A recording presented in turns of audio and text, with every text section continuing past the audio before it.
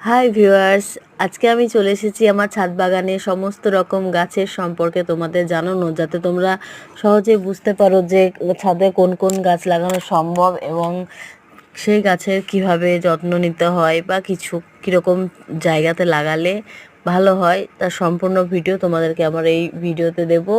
এবং তোমাদের যদি ভালো লাগে অবশ্যই আমার চ্যানেলটা সাবস্ক্রাইব করে দেবে এবং আমার ভিডিও ভালো লাগলে লাইক, শেয়ার এবং কমেন্টও করে দেবে। তো প্রথমেই আমি তোমাদেরকে দেখাবো আমার শীতের যে গাছগুলি লাগিয়েছিলাম, গাঁদা, তারপরে ডালিয়া, সেগুলো হয়ে গেছে বলে সেগুলো আমি এক সাইডে রেখে দিয়েছি এবং এখানে ক্যারেটে পেঁয়াজ লাগানো আছে এবং ডালিয়াও ফুটে আছে। শীত চলে গেছে তবুও হালকা শীত আছে। এবং এটা আমার হচ্ছে কমলা লেবু গাছ, মৌসুমি লেবু গাছ, যেটা একটা বড় ক্যারেটে রয়েছে। আর তারপরে হচ্ছে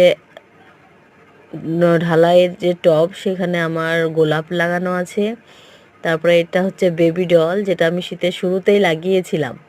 এবং পিছনের যে ক্যারেট দুটো দেখছো, এখানে আমি রজনীগন্ধা রিপোর্টিং করেছি, এখনও বের হয়নি। এটাও একটা রজনীগন্ধা, যেটার আমি ভিডিও আগেও তোমাদের সাথে শেয়ার করেছি। এটা হচ্ছে ইউফোবিয়া, অসম্ভব সুন্দর। এটা হচ্ছে রেন লিলি, যেটা বর্ষাকালে ফুল দেবে বলে একে রিপোর্টিং করা হয়েছে।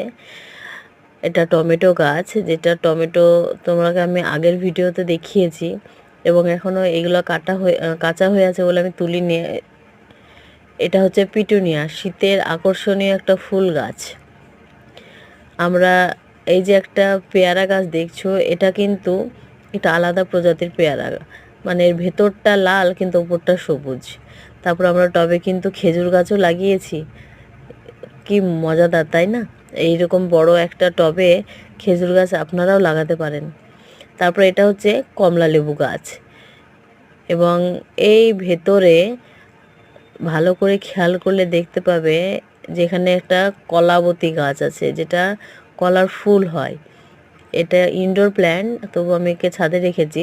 আমার মানে ইনডোর প্ল্যান্টে কিছু কিছু দিন রোদ দিতে হয়। এটাও পেয়ারা গাছ, এটা একটা বড় রঙের বালতিতে রাখা আছে, কারণ বাড়ির অবশিষ্ট যে জিনিসপত্রগুলো আমরা ফেলে দিই সেগুলোকে আমরা টব হিসেবে ব্যবহার করতে পারি। এটা হচ্ছে কাঠগোলাপ এবং এই ব্যাগগুলোতে আমার কুমড়োর বীজ লাগানো আছে। এটা হচ্ছে ক্রোটন এবং এটা হচ্ছে 12 মাসে আম গাছ, যেটা 12 মাসে আম ধরে। এরপর এই যে গাঁদার ফুল দেখতে পাচ্ছ, এটা কিন্তু নতুনভাবে বীজ ছড়ানোর পরে বের হয়েছে, কিন্তু খুবই সুন্দর লাগছে। আর এটা হচ্ছে স্নেক প্ল্যান্ট। এরপরের ভিডিওগুলো পেতে গেলে অবশ্যই আমার ভিডিওটি ফলো করে দিও।